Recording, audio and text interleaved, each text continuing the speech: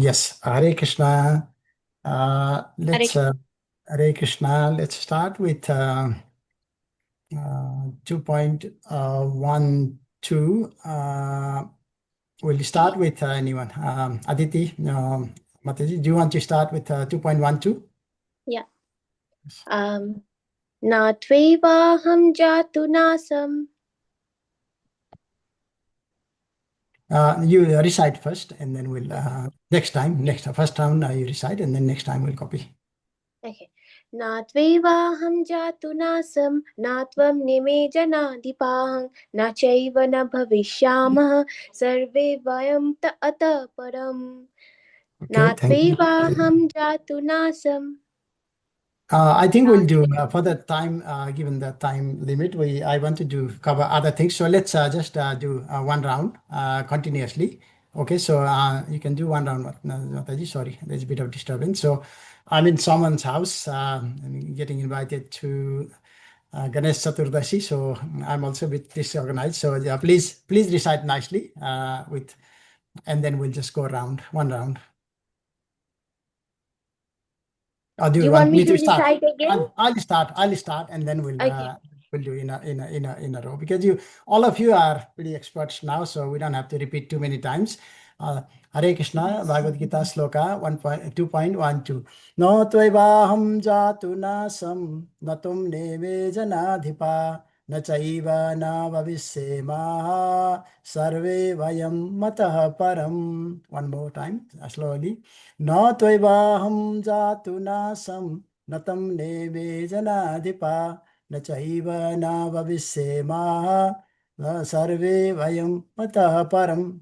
Okay, we start with Puja Mataji.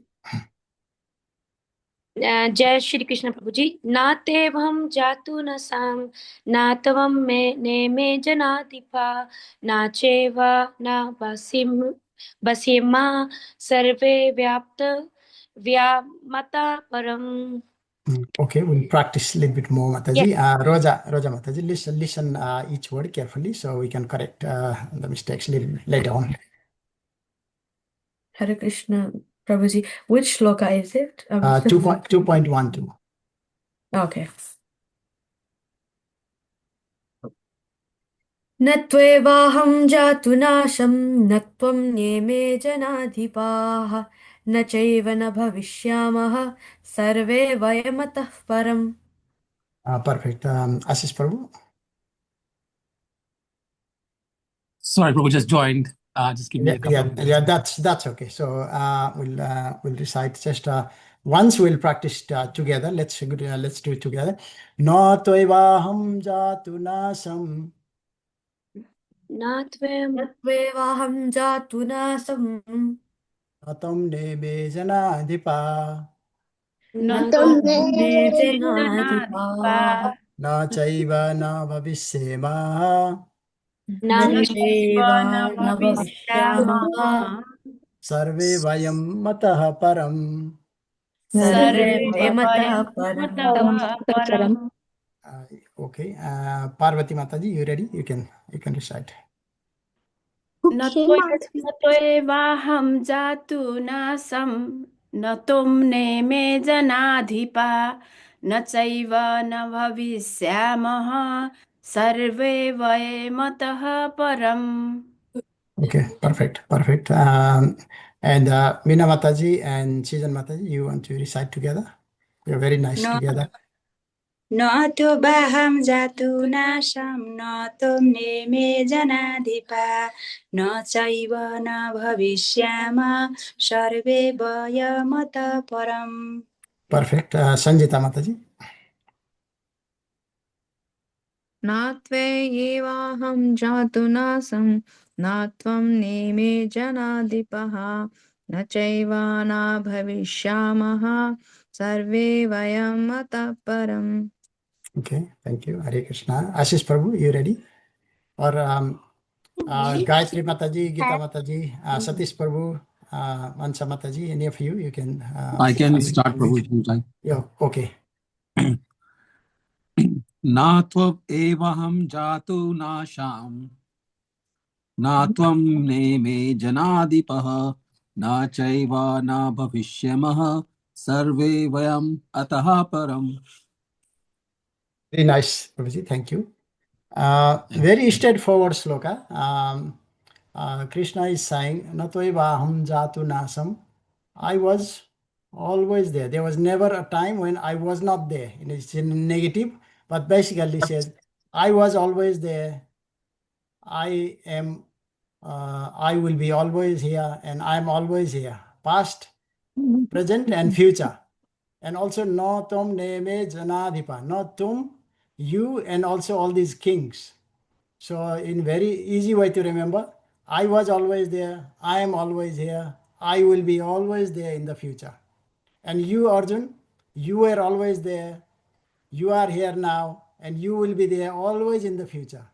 And all these other kings, talking about the Hastinapur kings, the kings were always there. There were a lot of kingdoms, and a lot of kings were fighting. Some were fighting for Kauravas, some were fighting for Pandavas. All these kings, they were there in the past, and they are here, and they will be there in the future. Very easy to remember. So if you just remember this way, me, you, and all these kings, three parties, and at all times, in the past, now, and in the future.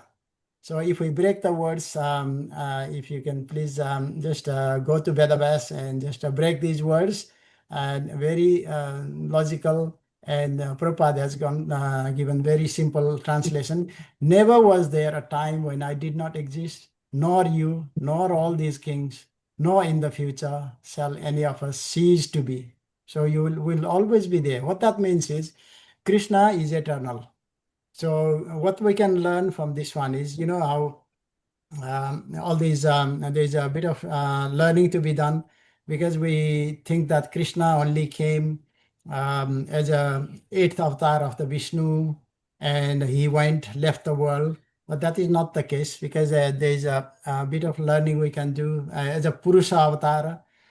From Krishna, there's Vishnu's, there's a Mahavishnu or Karanadakshaya Vishnu, and there is Garbhodakshaya Vishnu. He is in all the Garva of all the universes, and Chirodakshaya Vishnu is in all the living entities. And every atom, there is this Vishnu Tattva. Krishna Tattva and Vishnu Tattva is the same. So the Tattva was there. Later on, we'll learn in chapter 4, starting from 4.1, 4.2, that Krishna says that this knowledge I gave to Krishna. Arjuna actually asked, how come Krishna says, I gave this knowledge to Sun God, and Sun God passed on to others, and then it got lost in the meantime. And Arjuna asked, but how come you are born with me? You're my compatriot. How come you gave this knowledge to Sun God? And then Krishna said, you do not remember, because you are just a jiva, but I'm the jivatma. I remember everyone. You just remember your part only, your body, your mind, your relations. But I remember everyone's mind, everyone's pastime, everyone's lilas, everyone's existence, so that we will learn further. But today what I want to do is, there was, because we'll cover general topics as well, apart from learning, because you are all experts in learning Sloka, and everybody is posting nicely. So I want to cover a little bit more, in a little bit more depth, so we can cover, so we can understand the scriptures a bit more. So in our Wednesday group, is one Mataji Nita Mataji asked, actually, what is liberation? Okay, she was interested about Mukti. What is Mukti? Because everybody is asking for Mukti. Is it not selfish? Like we want Mukti for ourselves. It's like going to heaven. For example, we want to go to heaven for what? To enjoy, for our sense enjoyment, enjoy with the Apsaras, enjoy all the Somarasa and all those things. Is that the purpose of life? Isn't that selfish? She was asking these questions. And then so I had prepared some notes to answer her. We'll do that in Wednesday Sloka, but I'll just quickly share here in very short summary. So we've heard about Purusarthas, all the Dharma, Artha, Kaam, Moksha. That's one way to understand. These Purusarthas of everyone is mentioned in Vedas as well. but it is misunderstood quite a lot. Dharma, we do dharma, good karma, good dharma brings artha. Artha is money or opulences. And then those opulences we enjoy. We buy house, car, wife, husband, kids, and we enjoy. Go on holidays. And then when we get sort of not satisfied with that, with all these sense enjoyment, and then we seek moksha, sometimes called mukti or moksha. This is what it's mentioned in the scriptures, which is not sort of correctly understood. But do we need mukti? Okay, so what we'll do is we'll clarify what is mukti very short. What is mukti? What is moksha? Mukti is the liberation from the material attachment, all the material things. Okay, at death, where everything gets taken away from us. All the physical things, they get taken away. All the relationships, all our positions, all our wealth, all of it, just power, fame, all of that. Hare Krishna. We'll do a little bit of sloka a little bit later, but let me quickly cover this, and at the end we'll do a bit more practice of the slokas as well. So all that gets attached and this gets taken away anyway. So that's mukta. We get mukta from but the mindset stays, because the tendency, the propensity to enjoy. Because some people, at the time of death, they have got so much wealth, they're worried that who will take this wealth, which son will take it. What happens to the other son which will not get it? And then one son is poor, one son is rich. They will worry about what will happen to my son. So all this consciousness that stays with them, which is attached. So moksha means, mukti means to be liberated from that false ego as well, from that attachment as well. Moksha is called like Brahman union with the Supreme. It's called Brahman. It's called Brahman realization, which is a little bit different from God realization. We'll quickly cover that, what the difference is. So realization of the Brahman, there's mantras like Aham Brahmasmi, I am the Brahman, and I want to get through deep realization and self-realization, through deep meditation, I want to merge into the Brahman, which is impersonal Brahman. So it's like Shunne, sometimes they say Shunne me Shunne. There's one in Nepali, there was a poet, Lakshmi Prasad Devkota, he was very famous. Shunne me Shunne ma Shunne sari bilai. That means I just got dissolved into nothing. Okay, so but we have to understand what that means. Is it really, is it everything? Is the universe is all nothingness, or is it impersonal? Where is all this energy coming from? So we'll cover a little bit of that. So detachment. So let's say we want to get mukti. We want to get detached from this world, from the material things, material body. We want mukti. But the detachment only doesn't work, because we can get detached.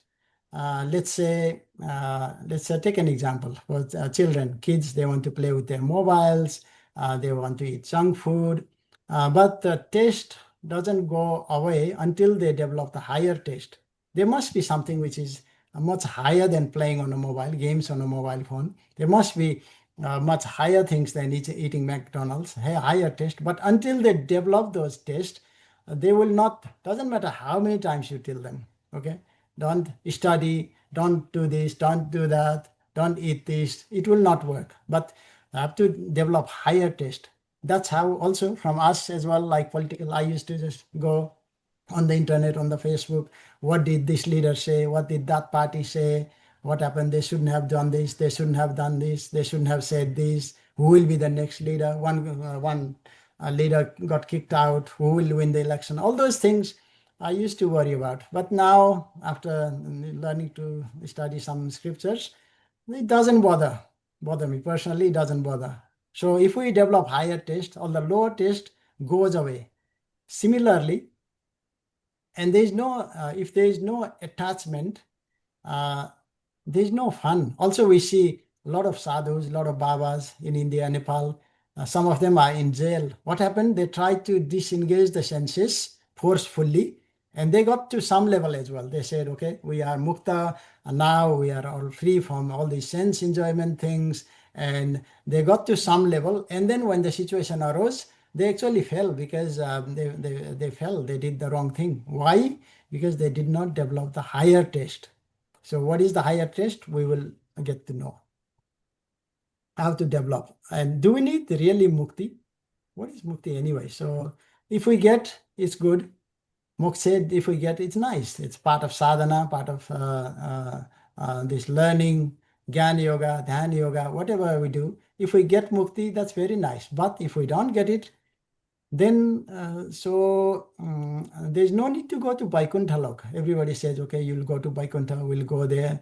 There's lots of songs, lots of blessings. Okay, somebody dies, Vaikuntha me baso, Vaikuntha me bas. So all these, but what happens in Vaikuntha? Let's think about that. Okay, so when we seek mukti or moksha, we have to ask why. What happens in Vaikuntha? Who is there? There's Paramatma, there's Lord, there's Krishna, there's Sadasiva, there's Vishnu, there's Lakshmis, there's in scriptures, thousands, millions of Lakshmis are serving the Lord. What happens? For example, I went to Radha Ashtami program today. What happened there? They do Abhishek. They have nicely decorated Radha and Krishna. And then they did Abhishek Puja. Abhishek is just bathing the deities with ghee, honey, milk, and doing arti, offering lots of bhogas. So that's serving. That's service to the Lord. And then also there was a class, there was a lecture. What happened there? They were just singing and glorifying the Naam, Rup, Guna, and Lila. Nama, Rupa, Guna, and Lila of the Lord and Radharani. Who is Radharani? What's her name? What does it mean? How does she look? What Lila did she do? What qualities did she have? So this is what happens. So we can make Vaikuntha here actually. If we do go to temples, that's only that's Vaikuntha, because that's only like an embassy of the Vaikuntha. You know, when we go to Australian embassy, for example, I came from Nepal. I went to Australian embassy first time, and it looked like Australia. Like there are people, they had Australian flag. People were nice looking. They look like some Australians, some Goras as well, and there's some they spoke English in Australian accent. So we get some feeling of Australia.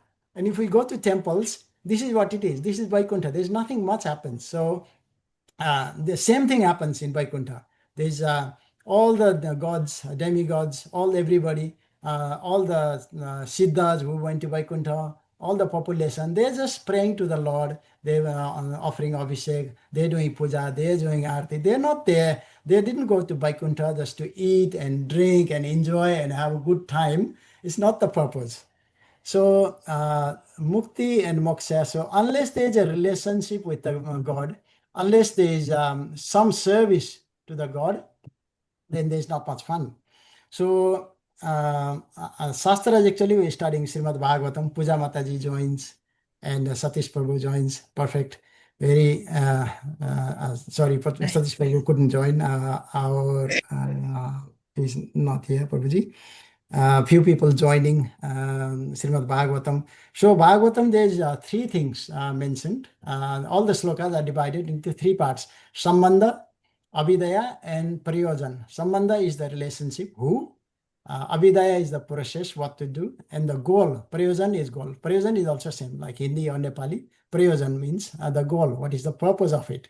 So, for example, let's say we have. Let's take an example of simple thing like marriage. Who do we get married to? Okay, so if we understand very clearly, who do we get to married to? Now, how to behave as a husband, how to behave as a wife. There's a lot of scriptures say that. There's a Pati Dharma, there's a Patni Dharma. That's all mentioned in. But what we normally don't know is why. Nobody asks, why do we get married? Is it the purpose? Is it just to enjoy? Husband and wife get together and just enjoy physically, and until we get old and we can't do it anymore, and then we get frustrated. Is that the purpose? Is that the Avidya? Is that the Prayojan? So if we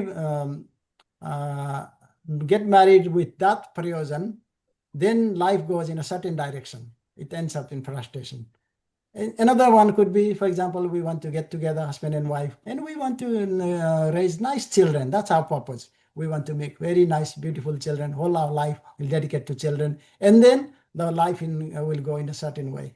Somebody wants to make an empire. Somebody wants to get wealth from that relationship. If the prayojan is getting wealth, what happens in the Dahej Partha in Nepal, India? We can see disaster results. After few months, the wife, there's demand for dowry, this and that, and burning and hanging themselves, jumping in lakes. All of that happened. Why? Because the prayojan is not right. The prayojan for the marriage was to get wealth and some other purpose. But if we say, okay, prayojan is, let's say, getting married is to get together and move ahead, develop, go further, progress in spirituality, progress in bhakti, and do service, nice service of the Lord, then that family becomes good, because both husband and wife, they're dedicated, there's unison, there's the same minds, both of them, the same purpose, the prayojan is correct. So let's see what the Bhagavatam says. Let's see what the Bhagavatam about the muktis. There's one nice sloka. It's 3.29.13. SB, if we Google SB 3.29.13, it's Srimad Bhagavatam SB, Canto 3, Chapter 29, Sloka 13. It says, Saloke sarsti samipe sarupe katam pa Diyamanam na grinanti, Diyamanam na grinanti, Bina matsevanam jana. It's mentioned. I will have to mute. Please mute yourself if there's a bit of noise coming. So I will, otherwise, if I start muting, then I'll lose focus. Please, wherever, if you're in unmute, please mute everybody, yourself. So there's 5 types of muktis I mentioned. One is Saloke. Saloke is living in the same planet, Loka, Saloke, same planet as the God, as the Lord, as the Paramatma. Sarishti, having the same opulences, same qualities as the Lord. Samippe, Samippe is closeness, being close to, very close associate of the Lord. Saruppe, same form, like a Vishnu form, 4-handed form, with a Sankha Chakra Gada Padma. And the next one is Ekatto. Ekatto is merging in the Lord. So there's 5 types. Please do, there's not much time, but I will post that sloka there in the group. And it's SB 3.29.13. And please read that purport so you'll understand that bit. And it will make sense what I'm saying. So the sloka, the last line, the key word here, it says, Dina diyemanam na grananti. It mentions 5 types of those muktis. And then it says, Diyamanam na grananti. Even if they are given to me, Diyamanam na grananti, I will not accept it. This is the devotee's consciousness. Even if these muktis, 5 of them, all one by one, if choice is given to me, I will not accept anything unless Bina mat sevanam jana, unless there is some service attached. So, okay, so let's move into that. I want to focus that part, and I want to share a little bit of my experience as well.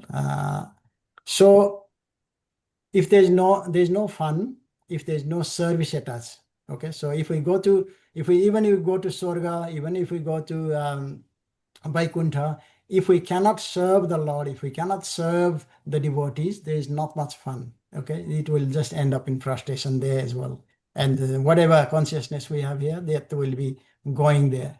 So the 4 were easy to sort of understand, because there is Saloke in the same lok, Sashti having same opulences, Samippe close association, and Saruppe is in the with the same rupa. But ekatto was hard to understand, because there is lots of philosophies that say we have to brahmasmi, we have to be ek with her, or merge into the supreme. That one I found it hard to understand. So still have some questions, and I'm just listing some questions here.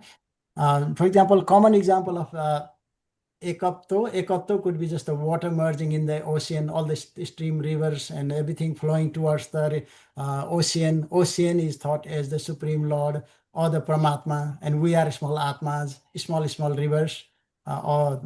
These are all merging into the big ocean. But what happens after they merge? Okay, so do they become God? Or the question comes after the what happens? Do we jivas actually become gods, Lord? Or do we stay separate? So the energy, and also another thing is called we merge into the light. There's some light, and we merge into that light, and it's impersonal. So where does the light come from? For example, nothingness. Nothing comes from nothingness. If we didn't start this Zoom meeting, it wouldn't start by itself. If all the earth, it wouldn't come by itself. Let's say even if we believe the scientists, because of the Big Bang, all these planets formed and all this life came, then okay, so some material things like stones and rocks, they came maybe. But people, how did they come? Where did life come from? And consciousness, where did it come from? So all these questions are not answered in this type of philosophy. So we'll always remain separate. This sloka in Bhagavad Gita and Bhagavatam, it says, we are jivas, will always remain separate. We are separate energy of the Lord, and God will always remain separate. He is the supreme, and he will always be God and will always be jivas. Doesn't matter where we go. In Vaikuntha, we have to do the same thing. Whatever we are doing in temples here, the same thing happens there. So why don't the devotees want the mukti then? Are they arrogant? Out of humility, it's not arrogance, out of humility. They're saying, because of humility, because of their humbleness, they're saying, how can I become like God? I'm Jiva. Do I have godly qualities? Do I have the purity?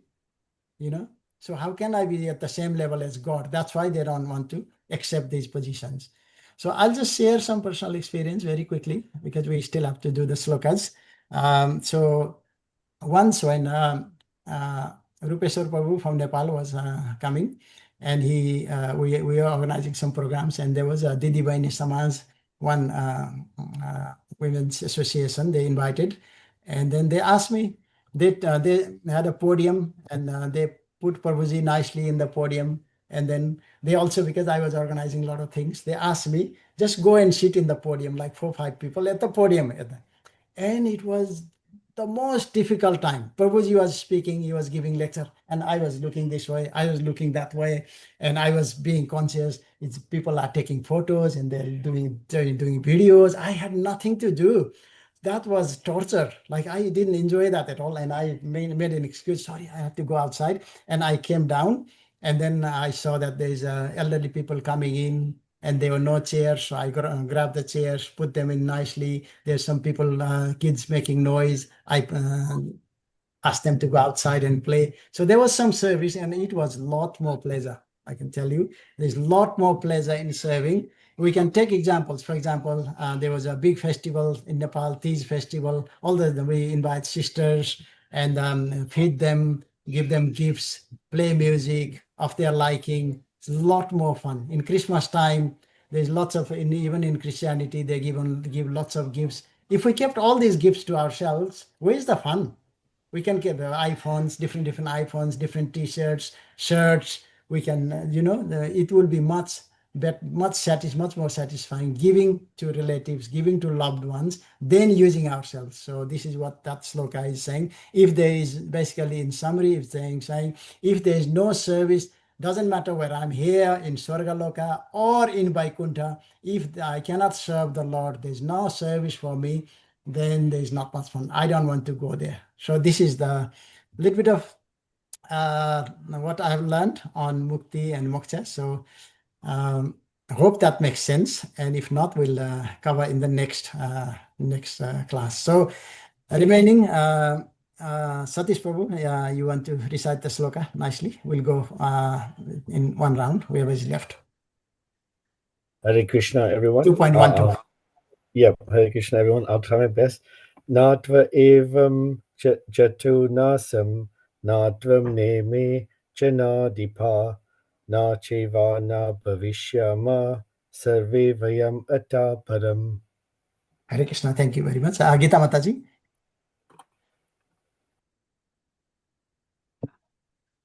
न तेवाहं जातुनासं न त्वं नेमे जनाधिपः न चैव न भविष्यामः सर्वे वयमतः परम्. Hare Krishna. Krishna. And Gaurari Prabhuji. Natyevaham jatunasam natvam neme janadhipa nachaivana bhavishyama sarve vae mata param. Hare Krishna. Did I miss anyone? Please, if you want to recite, please unmute and recite. Because of the festival, Radha Ashtami, a lot of devotees, they are in some functions and programs, so it's okay, it's understood. That's why we are recording the sessions. I will put this on the group so you can hear again. So let's, for the benefit, we got a few minutes left. So let's recite together. So that all of us can remember this sloka many times. We'll revise, and then it becomes easy to remember, and then we don't have to practice as much in our other during the day. So let's do line by line.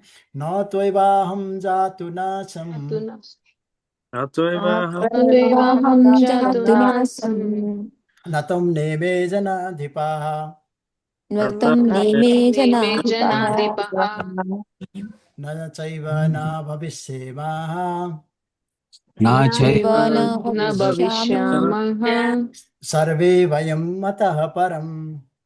Sarve sarve Okay, for those who joined late, very simple sloka to remember. There's three parties. Krishna is speaking, so Krishna, Arjuna, and these kings. Jana Adipa is the king of the Janas. Jana Adipa are the kings. Tom is Arjun, and Aham. Na toiva Aham. So Aham, Arjuna, Tum, and the Jana Adipas. So three parties.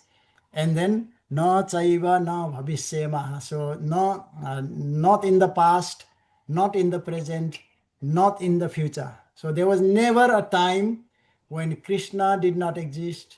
There was never a time when Arjuna did not exist. There was never a time when all these kings of Hastinapur and other areas, they did not exist. Okay, so Krishna was there always, and Arjuna was there, and kings were there, all three, and they were there in the past, they are here in the present, and they will be there in the future. Very easy to remember.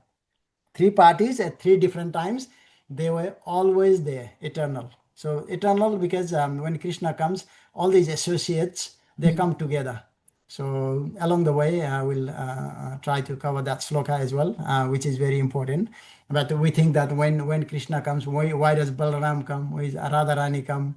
You know, why do all other people come? What's the relationship? They come as an entourage, like when the famous actor or the prime minister comes to, let's say Indian prime minister comes to Australia, there will be about 50 people in the team.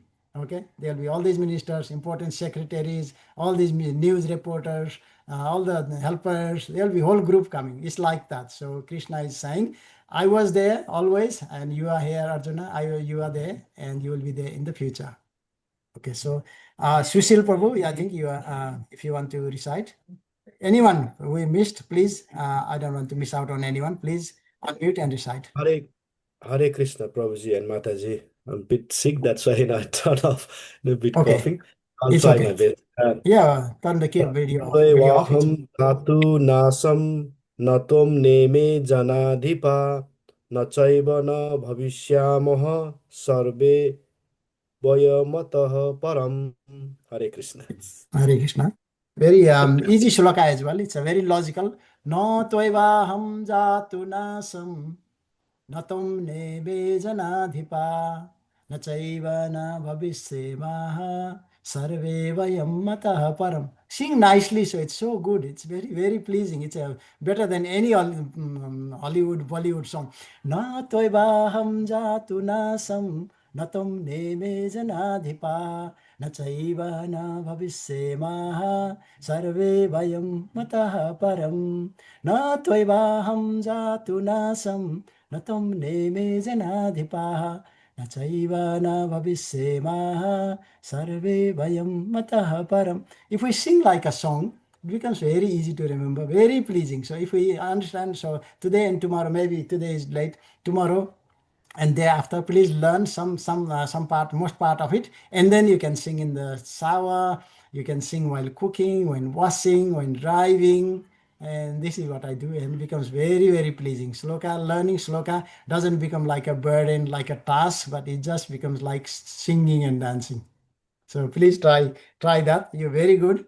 Everybody is doing very good, but we can do better. Anybody? Time is remaining. Please sing. Anyone who will please unmute and sing as nicely as you can. Let's hear the voice, sweet voices. Anyone? Puja Mataji, will start with you. We'll go until it gets close. As best voice you ever had.